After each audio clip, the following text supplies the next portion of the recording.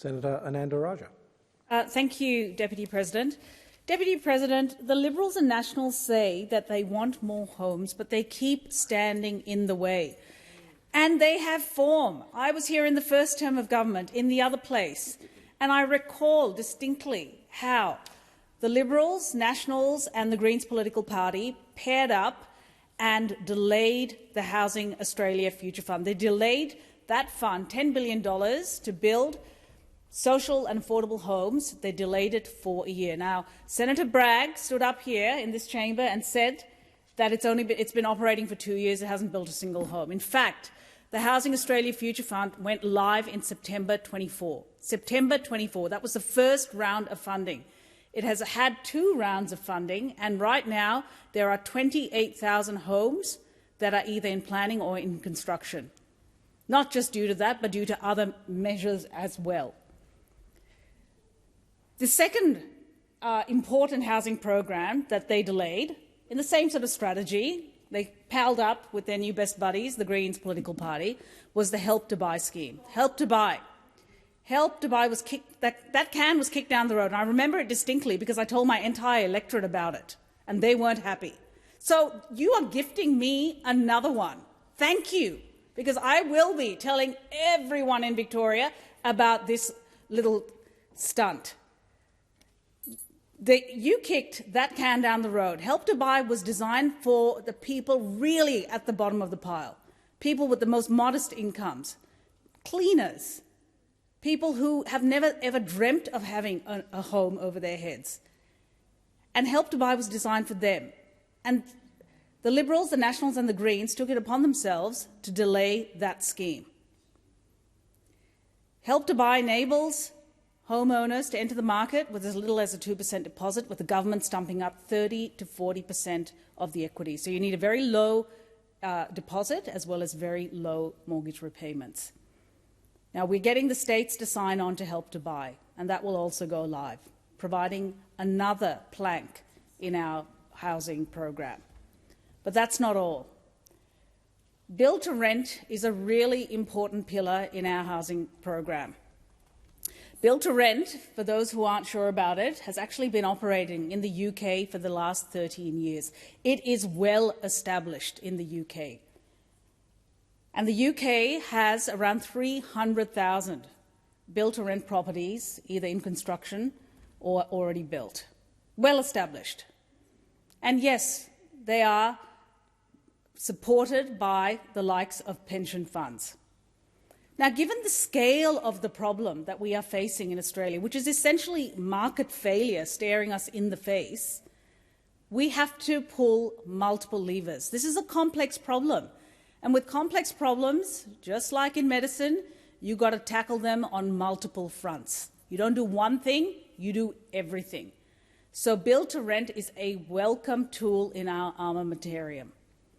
And it means that we deepen our access to capital markets. Increasingly, building property needs a mix of domestic capital as well as offshore capital. And that offshore capital may come in the form of pension funds from overseas or sovereign wealth funds. And if they want to build homes for Australians, great. We welcome it. And that was the whole point of this. Often that capital is mixing with capital domestically as well to build these homes. 80,000 homes is what is estimated will be built over the next 5 to 10 years by the Property Council, of which 10% will be ring-fenced for social affordable. These properties will have 5-year tenure and no fault evictions. Again, speaking to the work we have done with the states in protecting and improving renters' rights. It does mean that Australians now will have options. So just like on the 1st of October, those who want to enter the housing market will now have an opportunity as we launch an expanded version of the Housing Guarantee Scheme. We will now have an opportunity for those people who wish to rent for longer to do so. But there's a presumption in this chamber that Build to Rent stops there, that it's lifelong renting. That's not the case. People often start renting at some point in their life and they may transition out into home ownership. And we're creating those pathways for them through the Home Guarantee Scheme by expanding that. But there are also newer products that are emerging in Australia. It's not just build to rent anymore. Speaking to the super funds here in Australia, I know that there is now a new product, build to rent to buy, which actually enables people to first enter into a build to rent model and then subsequently have the option to purchase that apartment or unit, whatever the case may be. So you can see by creating an ecosystem of a variety of different products out there that the market starts to shift and change to meet the needs of the consumer. And that's what we're trying to facilitate as a government. We're not trying to dictate, we're trying to provide Australians, particularly young Australians, a choice so that if they want to enter the housing market, they can put their hand up, line up their ducks, go and see the bank, get their finances in order, and delve into home ownership. The 1st of October, Home Guarantee Scheme will open up to all first home buyers. It will not be means tested. We have removed the income caps.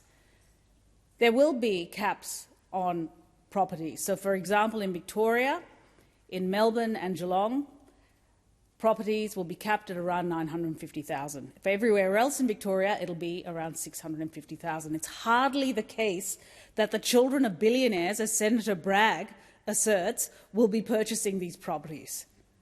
What a over-exaggeration, complete hyperbole. We are also interested in accelerating the building process by slashing red tape. And we're doing that by taking the National Construction Code, for example, pausing it for a period of 4 to 5 years and simplifying it in that interim period, because we've heard feedback from the construction industry.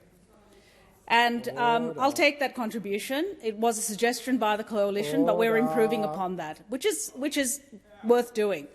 And I'll also note that the Home Guarantee Scheme was a coalition legacy. And what we did in our first term of government was actually expand eligibility of that scheme. And what we found, and tune it up, and what we found was that it was wildly successful. Over 100,000 households took up the modifications that we made.